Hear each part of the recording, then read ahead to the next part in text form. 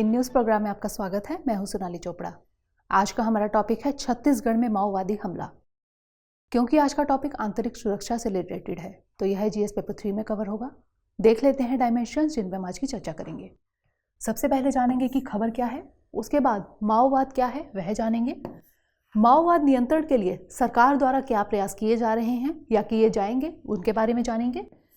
उनमें क्या चुनौतियां हो सकती हैं और इसमें आगे क्या किया जाना चाहिए, और अंत में रहेगा आपके लिए प्रश्न। तो सबसे पहले देख लेते हैं खबर। दरअसल हाल ही में छत्तीसगढ़ में माओवादी समूह द्वारा जो है एक हमला किया गया है, जिसमें हमारे बहुत सारे सुरक्षा बल जो हैं वह मारे गए हैं। अगर हम पिछले 10 साल का आंकड़ा देखें तो लगभग 175 जो हमारे सुरक्षा बल के जो नौजवान हैं वह इसमें मारे जा चुके हैं। और इसमें जो है न्यूज़ है कि वाई बस्टर जो है एक स्थान का नाम है छत्तीसगढ़ में, कि वह जो है जो माओवादी समूह है उसका वो जो है गढ़ क्यों बना हुआ है। तो छत्तीसगढ़ का जो इलाका है बीजापुर में एक माओवादी हमला हुआ है, जिसमें 20 से भी ज़्यादा जो हमारे जो है जवान वह शहीद हुए हैं उसमें। और इसमें जो है कौन कौन से जवान थे, हमारे सीआरपीएफ के जवान और राज्य की पुलिस के जवान। तो यहाँ मैप पे देख लेते हैं। यहाँ हम देख सकते हैं कि ये है बीजापुर और यहाँ पर जो है माओवादी हमला हुआ है हाल ही में। और अलग अलग बलों के जवानों द्वारा चलाए जा रहे जॉइंट ऑपरेशन के दौरान यह जो है हमला हुआ, जिसमें जो है काफ़ी शहीद हुए हमारे जवान। उसके बाद एक आंकड़े के मुताबिक अगर हम पिछले 10 साल का आंकड़ा देखें तो 175 से भी ज़्यादा जो है जवान इसमें शहीद हो चुके हैं। अब जान लेते हैं। अब इसमें जो है एक ये देखा गया है कि ये हमले जो है ज़्यादातर मार्च से जुलाई के बीच में होते हैं। तो आखिर क्यों ये मार्च और जुलाई के बीच में ही क्यों होते हैं, तो उसको हम थोड़ा सा समझने की कोशिश करेंगे। यहाँ पर सबसे पहले जो है सीपीआई माओवादी अमूमन काउंटर ऑफेंसिव कैंपेन फरवरी से जून के बीच में जो है वह चलाते हैं और फिर जो है उस पर पूरी स्ट्रैटेजी बनाते हैं जिस पे वो काम करते हैं।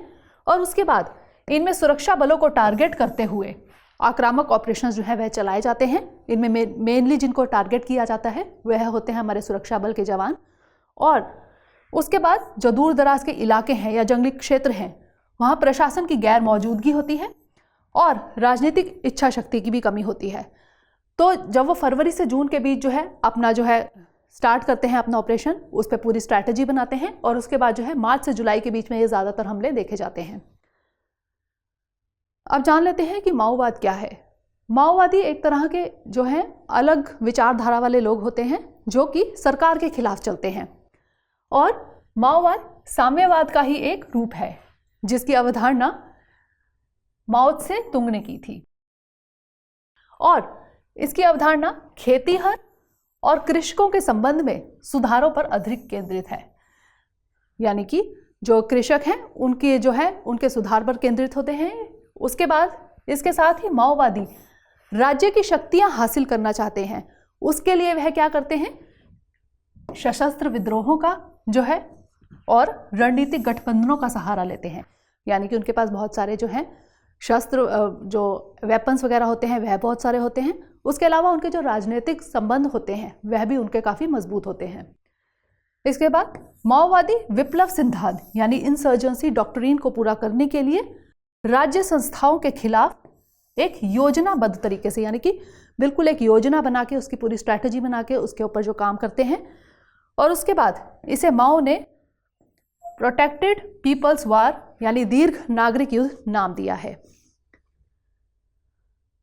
यही कारण है कि भारत में जो नक्सलवाद है उसको भी जो है माओवाद के निकट ही माना जाता है, क्योंकि वह भी अलग विचारधारा के लोग होते हैं।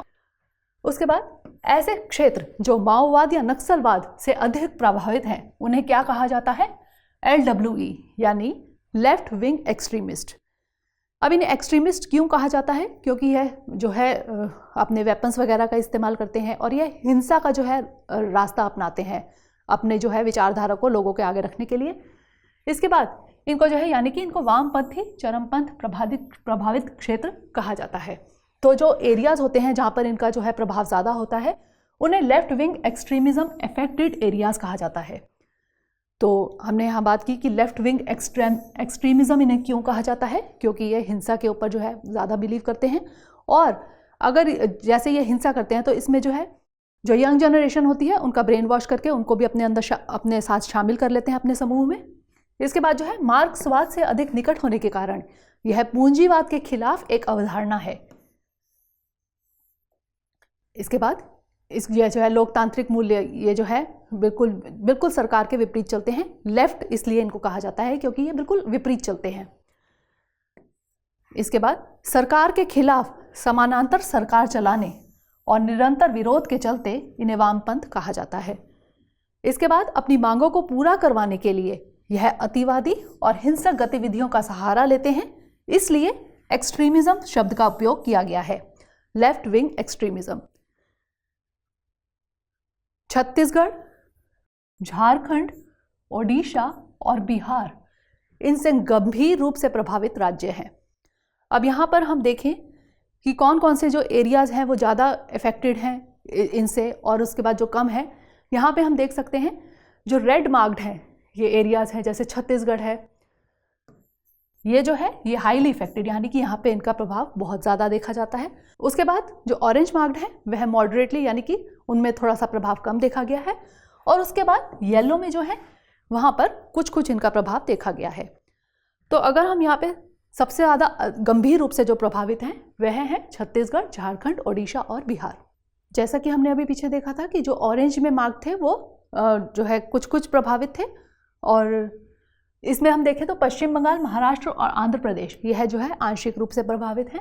उसके बाद नक्सलवाद निश्चित रूप से माओवाद से अधिक प्रभावित है, लेकिन फिर भी नक्सलवाद को एक नज़र में देखा जा सकता है।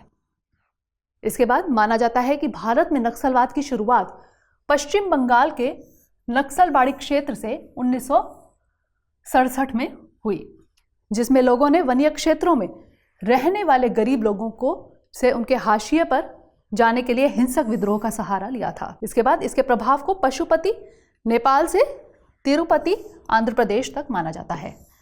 तो आप देख सकते हैं कि किस तरह से जो है इसका प्रभाव जो है किन जगहों पे ज़्यादा है और किन जगहों पे कम है, और किस तरह है ये जो आतंक फैलाने की ये कोशिश करते हैं।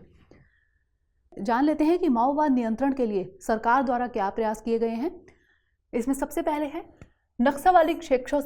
नक्सलवादी क्षेत्रों से संबंधित रणनीति के लिए गृह मंत्रालय ने LWE डिवीज़न है, यहाँ पे एक अलग से डिवीज़न है गृह मंत्रालय में, जिसमें जो है इसी के बारे में जो है निर्णय लिए जाते हैं। उसके बाद LWE क्षेत्रों में सरकार तेज़ी से सड़कों का निर्माण कर रही है ताकि निरंतर ऑपरेशंस के लिए सुरक्षा बल जो है तेज़ी से वहाँ पर पहुँच सके। तो जब रोड कनेक्टिविटी होगी तो सुरक्षा बल जो है वहाँ पर आसानी से पहुँच सकेंगे। इसके बाद 5400 किलोमीटर से अधिक लंबाई की सड़कों का निर्माण भी हो चुका है।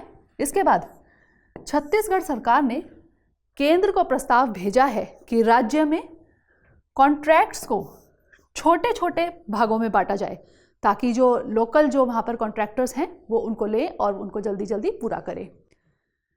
इसके बाद जो है ऑपरेशन ग्रीन हंट, इसके बारे में जान लेते हैं। इसमें छत्तीसगढ़ में नक्सलियों के खिलाफ ऑपरेशंस के लिए एक कोड है ये। ऐसे ही LWE मोबाइल टावर प्रोजेक्ट भी है, इसमें जो है ताकि जो है नेटवर्क कनेक्टिविटी के लिए जो है उसमें टावर स्थापित किए गए हैं। और उसके बाद है महत्वाकांक्षी जिला कार्यक्रम, और एक है समाधान रणनीति। समाधान एक तरह की शॉर्ट फॉर्म है, एब्रीविएशन है, हम उसको एक देख लेते हैं डिटेल में कि क्या है उसका मतलब। सबसे पहले है S, यानी कि स्मार्ट लीडरशिप। तो जो भी जो है इसमें इन्वॉल्व है, एक स्मार्ट लीडरशिप की ज़रूरत है ताकि जो है स्ट्रैटेजीज बनाई जाएं और उन पे काम किया जाए। उसके बाद एक एग्रेसिव स्ट्रैटेजी, यानी कि एक जो है मजबूत तरीके से एक स्ट्रैटेजी बननी चाहिए। और उसके बाद मोटिवेशन, जो हमारे सुरक्षा बल हैं उनको मोटिवेशन दी जानी चाहिए, ट्रेनिंग दी जानी चाहिए कि ऐसे समूहों से कैसे निपटा जाए।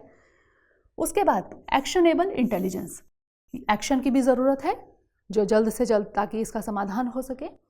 उसके बाद डैशबोर्ड बेस्ड की परफॉर्मेंस इंडिकेटर्स, यानी KPIs और की रिजल्ट एरियाज, कि किन एरियाज़ पे काम करने की ज़रूरत है, उस पर जो है एक पूरा जो है प्लान बनना चाहिए और उस पर काम होना चाहिए। उसके बाद टेक्नोलॉजी की ज़रूरत होगी जो इस इसमें जहाँ पर भी टेक्नोलॉजी की ज़रूरत है उसके लिए जो है हमारे सुरक्षा बलों को ट्रेन किया जाए और उस पर जो है काम किया जाए। उसके बाद एक्शन प्लान बनाया जाए। और सबसे बड़ी बात है एन यानी कि नो एक्सेस टू फाइनेंसिंग, कि इन समूहों को कहीं से भी फाइनेंसिंग ना होने पाए, क्योंकि अगर उनके पास फाइनेंसिंग नहीं होगी, उनके पास कहीं से पैसा नहीं होगा, तो वो कहाँ से फिर जो है अटैक कर पाएंगे। जाहिर सी बात है इसमें जो है बहुत इंपॉर्टेंट रोल प्ले करता है। तो हमें ये कोशिश करनी चाहिए कि उनको फाइनेंस ना पहुंच पाए। अब जान लेते हैं कि इसमें क्या चुनौतियां हो सकती हैं। सबसे पहले है माओवादी संगठन सरकार या बलों के दबाव में लाने के लिए आम लोगों को आमतौर पर अपना शिकार बनाते हैं। जो सिविलियंस होते हैं उनको भी अपना शिकार बनाते हैं वे। और जैसा कि मैंने पहले बताया था, जो हमारी यंग जनरेशन है वह उनका टारगेट रहती है, ताकि उनको भी जो है अपने साथ शामिल किया जाए। इसके बाद ये संगठन सार्वजनिक संपत्तियों को भी नुकसान पहुंचाते हैं। जो हमारी पब्लिक प्रॉपर्टीज़ हैं उनको भी नुकसान पहुंचाने की कोशिश करते हैं, ताकि लोगों के बीच में इनका आतंक बना रहे। इसके बाद ऐसे में संपत्ति की सुरक्षा करना, यह भी जो है एक चुनौती का है कि हमें उन संपत्तियों की सुरक्षा करनी चाहिए। उसके बाद विकास सुनिश्चित करने का सरकार का दोहरा दबाव है। तो सरकार के ऊपर दबाव है कि उस संपत्ति को सुरक्षित भी करना है, उसमें विकास भी करना है। तो ये जो है बहुत बड़ी चुनौती है सरकार के लिए। उसके बाद ये संगठन स्थानीय परिस्थितियों के अनुरूप गोरिल्ला हमला में काफ़ी अभ्यस्त हैं। उसके बाद जंगली क्षेत्र और ऊबड़ खाबड़ क्षेत्र होने के चलते सुरक्षा बलों को लोकेशन पर पहुंचने में बहुत दिक्कत होती है, क्योंकि जो सड़कें हैं उनका निर्माण सही से नहीं हुआ है। तो वहाँ पर सुरक्षा बलों को पहुंचने में बहुत परेशानियों का सामना करना पड़ता है। उसके बाद नक्सलवादी संगठन अलगाववाद की तरफ भी बढ़ रहे हैं और सुरक्षा बलों के पास नवीन तकनीक यानी टेक्नोलॉजीज़ को भी इम्प्रूव करने की ज़रूरत है, संसाधनों का भी अभाव है। इसके बाद राज्यों के बीच में जो है समन्वय, आपस में तालमेल की बहुत कमी है। अब ऐसे में क्या किया जाना चाहिए? सबसे पहले है कि शिक्षा एवं रोजगार। जो वहाँ के स्थानीय लोग हैं, जो वहाँ के सिविलियंस हैं, उनको शिक्षित करना ज़रूरी है, उनको रोज़गार देना ज़रूरी है। अगर उनके पास रोज़गार होगा, अगर वो बेरोज़गार नहीं होंगे, तो वो जाहिर सी बात है उनको किसी भी तरह का लालच नहीं होगा और उनको वो जो है अपने में शामिल नहीं कर पाएंगे। चाहे कोई भी, अगर यंग जनरेशन होगी, अगर वो बेरोज़गार होगी, तो वो जाहिर सी बात है वो गलत रास्ते में चल सकती है। उसके बाद सुरक्षा बलों के संयुक्त ऑपरेशंस होने ज़रूरी हैं। विकास को सुनिश्चित किया जाना चाहिए जो भी हमारी पब्लिक प्रॉपर्टीज़ हैं उनके लिए। उसके बाद अत्यधिक प्रभावित क्षेत्र हैं जैसे बक्सर और अन्य क्षेत्रों को, उनको हॉटस्पॉट घोषित किया जाना चाहिए और उन हॉटस्पॉट्स पे एक स्ट्रैटेजी बनाकर उस पर काम करना चाहिए। उसमें जो है एक केंद्रित यानी कि फोकस्ड स्ट्रैटेजी बनानी चाहिए और उस पर काम करना चाहिए। अब देख लेते हैं आपका आज का सवाल। भारत के पूर्वी भाग में वामपंथी उग्रवाद के निर्धारक क्या हैं? प्रभावित क्षेत्रों में खतरों के प्रतिकार्थ भारत सरकार नागरिक प्रशासन एवं सुरक्षा बलों को किस सामरिकी को अपनाना चाहिए? तो ये था हमारा आज का सेशन। अगले सेशन में किसी नए टॉपिक के साथ मिलेंगे। तब तक के लिए अपना बहुत बहुत ध्यान रखिए।